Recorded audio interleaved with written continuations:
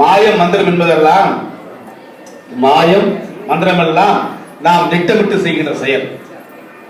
மாயம் என்று ஒன்றுமில்லை, மந்திரம் என்று ஒன்றுமில்லை. நாம் திட்டமிட்டு ஆக்கப்பூர்வமாக விஞ்ஞானபூர்வமாக சொல்லப்போனால் அறிவியல் பூர்வமாக செய்கின்ற செயல் தான் மாய மந்திரம்.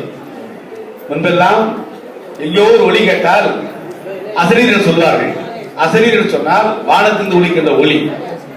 இன்றைக்கு வானொலி என்று நீங்கள் பார்க்கின்றது இப்போதெல்லாம் செல்போன்ல கூட இங்க எத்தனையோ வைக்கிறீங்க. இந்த அசரீரனுடைய மறுபடியும் என்பதுதான் நான் சொல்ல வேண்டும். அசரீர் என்பது என்ன நீங்கள் கேட்கிறோம். அதைதான் அழகாக சொன்னார்கள்.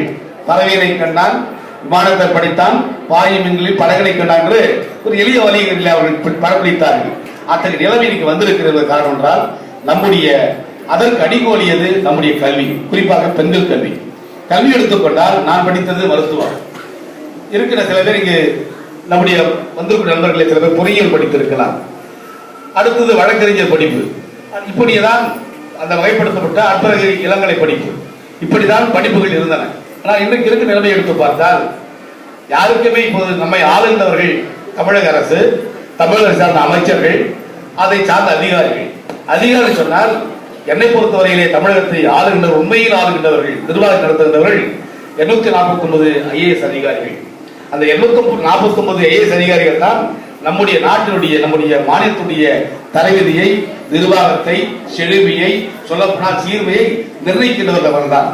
அவர்களிலே எத்தனை பேர் டாக்டர்கள், எத்தனை பொறியாளர்கள் சொன்னால் மிக குறைவான எண்ணிக்கையில் தான் டாக்டர்கள், பொறியாளர்கள் இருப்பார்கள். இது எல்லோரும் இளங்கலை பட்டம் படித்து அதற்கு பிறகு முதுகலை பட்டம் படித்து IAS தேர்வாகி இன்றைக்கு தமிழ்நாட்டையே ஆட்டி படைக்கின்ற அதிகார வர்க்கத்திலே அவர்கள் தான் இருக்கிறார்கள். நான் உண்மையாக சொல்லுகிறேன், நமக்கெல்லாம் தேவைப்படுகின்ற தாசில்தார் ஆபீஸ் அல்லது இருக்கின்ற அத்தனை அலுவலகங்களிலுமே நம்மை ஆட்சி செய்கின்ற சொல்லப்போன அதிகாரி செலுத்துகின்ற பதவியில் இருப்பவர்கள் அடிப்படையிலே இளங்கலை பட்டம் பெற்றவர்கள்.